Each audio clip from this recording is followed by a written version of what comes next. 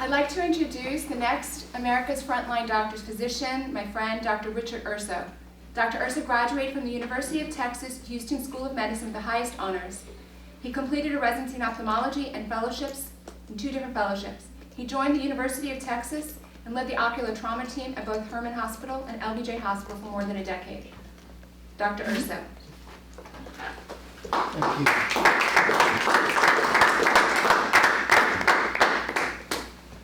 I have some slides, and well, it's some real sobering news. And as you know, we're supposed to be in this room with these, and we know what we think about these. You know, our voices should not be masked. Doesn't make any sense. So I want to tell everybody, we do live in the United States. We the people. We are a free country, and there's no reason we should be wearing these.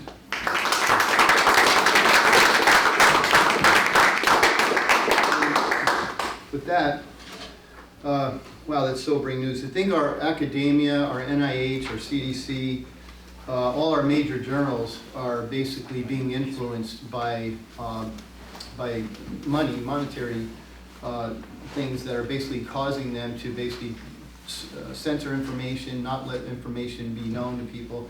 And I think that's why I chose this title. It's about the silence, because they want us to be silent. They don't want us to speak up.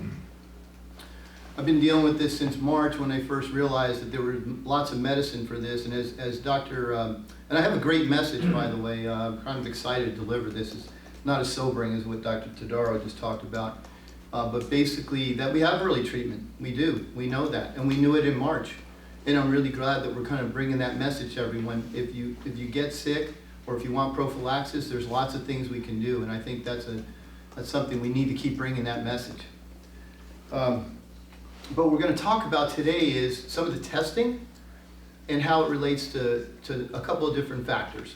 And we're going to talk more, we're going to try to emphasize science and not science fiction. Okay, we're going to try to talk about a free exchange of ideas and not censorship. And we're going to talk about sense, not nonsense. So we're talking about PCR first. Let's discuss that, because this is what they're critically using to keep us locked down, keep us quarantined, is they're using this test, the PCR test. And basically you take a little piece of RNA, it gets transferred, reverse transcriptase turns it into DNA, and then basically they get some fragments and get us whether or not we have a positive test or not. We don't know when we do it on whether or not we have a little fragment like this, or whether or not we have a whole fragment. So you can be PCR positive with a little fragment or a big fragment. And so what happens is, as you do this test, each time you do a cycle, you get a doubling. So by the time we get to 20 cycles, we have 1 million pieces. When we get to 30, we have 1 billion pieces. And when we get to 40, we have 1 trillion pieces. Okay, that's actually true. Those are the numbers. Okay. So when we get these cycle rates going up to 40, we see a lot of false positives, and it's allowed. The CDC and I think allows up to 40 cycles. So basically, there's a lot of problems when you get up that high. You're basically looking at tiny little fragments, and there's lots of issues with that. So some of the things that can happen with any test: there's false negatives. The test isn't done properly, mishandling of the swab, and as we talked about. What about the false positives? Well, what they're looking for here is they're looking at the N-terminal domain, and that's usually what they're targeting. So the proprietary technology is not really something that we have easy access to, but for the most part, they're looking at the N-terminal domain, which is part of the part that binds to the actual ACE2 receptor. So that's lastly, I want to talk a little bit about PCR versus serology. Just a quick thing about this is that serology is the antibodies that come after you've been infected. And the reason I want to bring it up, because in Texas, they were actually using this in order to actually keep us locked down. People who were coming back PCR positive were locked down, but people who were coming up with positive serology, who already had infection, IgG and IgM antibodies, they were actually being locked down. They had a quarantine. That doesn't make any sense. It means they had the infection, now they've mounted an immune response, and those people had to then quarantine for 14 days. Eventually, they finally figured out that that's our health department, figured out that how these things work. It should have been known right off the bat, but somehow they didn't figure that out. But, next slide. So one of the things we want to find out with PCR is who's infected. Is it PCR positive people? Are they all infected? Who's infectious? Are asymptomatic people infectious? Are symptomatic people infectious? And who's susceptible? Is it everyone? And these animal pictures up here are because the president of Tanzania didn't trust the PCR. So he swabbed a goat, a quail, and a pawpaw, and they all came up positive.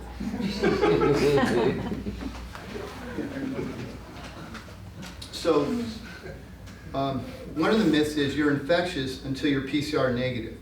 So let's talk about that. So most viral disorders, like viral conjunctivitis, you're infectious for the first 5 to 7 days. And after that, the second week, you're probably not infectious. We see the same thing with COVID.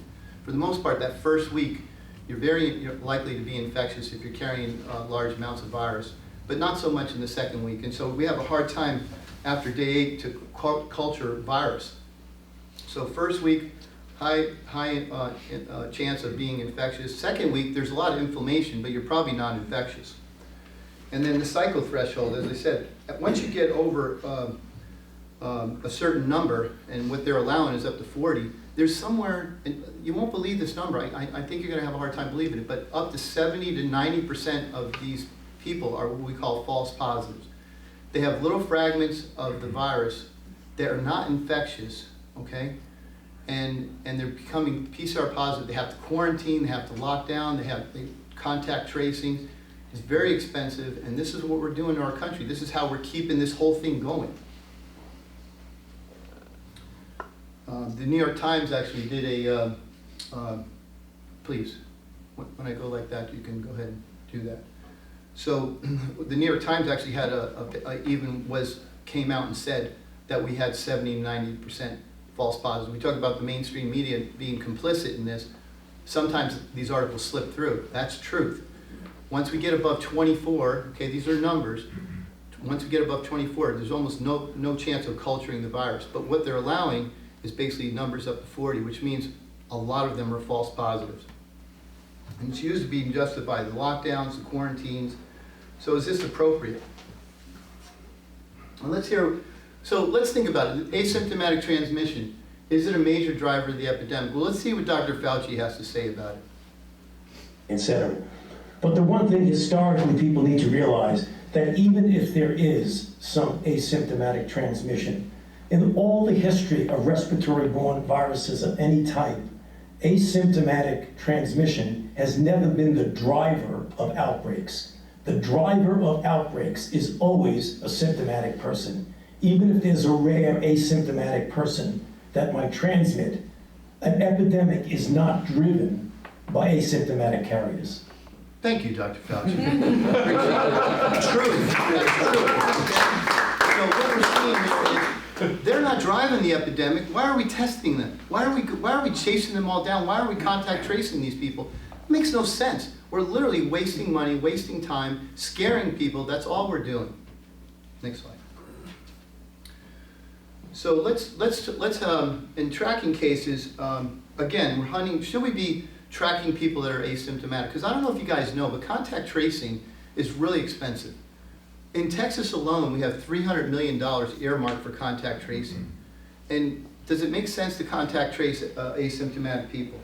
Or should we isolate the symptomatic and protect the at-risk? Let's see what Dr. Van Kerkhoff has to say about that from WHO. She's the lead COVID person on there.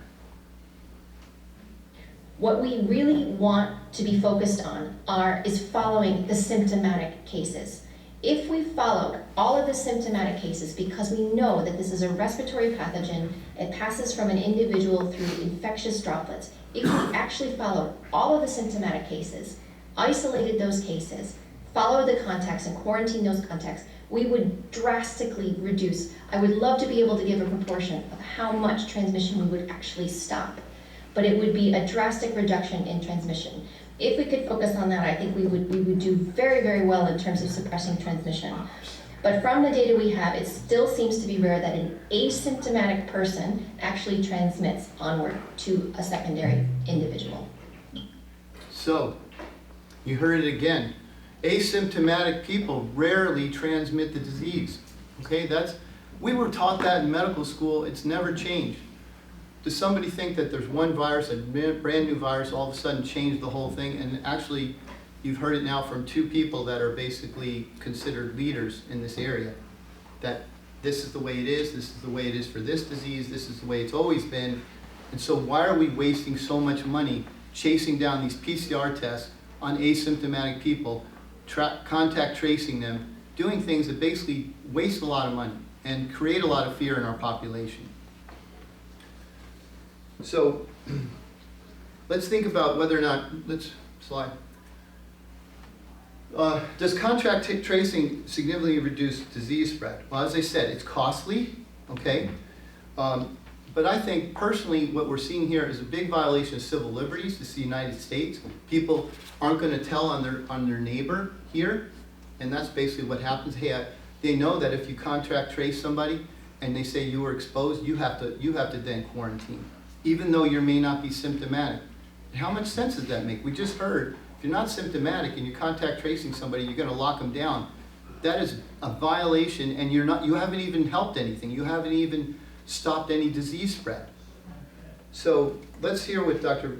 Van Kerkhoff has to say about contact tracing and who should get it. We have a number of reports from countries who are doing very detailed contact tracing. They're following asymptomatic cases, they're following contacts, and they're not finding secondary transmission onward. It's very rare. And much of that is not published in the literature. I wonder why. Why didn't it get published? Why didn't it get published? That's big news. We shouldn't be doing this. They still haven't published it. This is months ago. None of that's published. And it's still true. So what we're seeing is that these contact tracing was designed more for like a norovirus outbreak, or maybe a measles outbreak, or potentially a polio vaccine gone bad or something. They were designed for small, isolated instances. That's what they were designed for, not for contact tracing the entire world. So that's a real silly thing to do. And lastly, I just wanted to make a comment about some of the isolated populations and what we're seeing here. And I have a concept that I think I couldn't come with all the detail on this, but conceptually what I found after I looked at all the data was that the asymptomatic people, all right, they weren't spreading disease. And in fact, it appeared that asymptomatic people were spreading immunity. When you have those tiny little fragments, you're coughing a vaccine on people. That's what we see. That's a fundamentally different thing. Asymptomatic people are spreading immunity. Think about that. Next slide. So this is kind of changing gears. And we all know that back in February, COVID was going to kill us all. All right? We clearly know that that's not true. And we know that certain populations are incredibly rare to die. Let me hear what Dr. Redfield has to say about the younger population. But I think that's important, because what that means actually is the risk per 100,000 so far, into the outbreak, 6 months into it, is in fact that we're looking at about 0.1 per 100,000. So another way to say that, it's 1 in a million. Now, I'm not trying to belittle that. I'm just trying to make sure we look at it proportional, because if you do the same thing for influenza deaths for school-age children over the last 5 years, they're anywhere from 5 to 10 times greater. So I want people to understand the risk properly as they make that decision. And Thank you, Dr. Redfield. That's great. What we're finding there is that we're hearing that it's okay for kids to go back to school. Okay, we just heard that. Okay, think about that. Flu is 5 to 10 times, according to him. I would say it's probably more along 4 times, but 5 to 10 times higher, according to him. He's got a lot of data sitting in front of him, so there's probably some truth to that. So how can we close our schools with that kind of data? Look at the case fatality rates. Until you get over 70, you really have better case fatality rates here than you do in the flu. So we never locked down for the flu, and we're going to lock down for this disease. And again, I never thought it made sense, and that's without early treatment. Imagine if we'd actually started treating early. Imagine what our numbers would look like. And just to go through a few things, I want to bring this out for the audience. In Sweden, 1.8 million kids under age 15, not a single death. 0. In the U.S., you see the elderly people are accounting for most of the deaths in the U.S. and Italy and in Sweden for that matter. So our elderly are most at risk. And what about comorbidities? As you know, comorbidities matter. 2 or more comorbidities accounts for 94% of the deaths. So I think it's basically 5 to 6% worldwide, not just in the United States, have no comorbidities. All right, so let's get to the best news. Okay, next slide. So what we see here is these pandemics have happened before. Let's look at some of the major pandemics, okay? And what you've got here is 1918, 1957. You've got this early large hump, and then they're always the same, about 110 days later, followed by a small hump. Isn't that interesting how that happens? So as disease spreads in communities, it hits the most susceptible, the larger populations first, and you get this huge hump. And as the susceptible population decreases, and as you get into smaller communities, you get a second smaller hump. And you see it here in the middle slide. That's our current day pattern. Large hump, about 110 days later, small hump. We're on the back side, okay? So is the pandemic going to go on forever? What's the history show? History shows we're probably done. We're on the second hump on the back side. And what do we have? Okay, let's go to the next slide. What do we have right now? What do we have? How are we keeping this? How are we fueling this? How are we fueling this? How are we fueling the fear? We're PCR. We're doing PCR. We're testing asymptomatic people. We're testing too many people. And so we're driving this case-demic. We don't have a pandemic anymore. The pandemic's over. If you look on the slide, the red is the people that are dying. And you see like in Spain and Netherlands just locked down again. They just locked down again. So that's why I chose them. They had a big pandemic with lots of cases, and you see that's back in like April, and same thing in Spain. And now they've got a case-demic. They just tested a lot of people. There's nobody dying. Very few people are dying. So I think it's really exciting news to know that the PCR test is actually what's driving this case-demic. This is courtesy a little bit, if you guys have ever heard of Ivor Cummins. He's actually put a lot of work out into this, if anybody wants to hear more about it. But we have a case-demic. The pandemic is over. Thank you.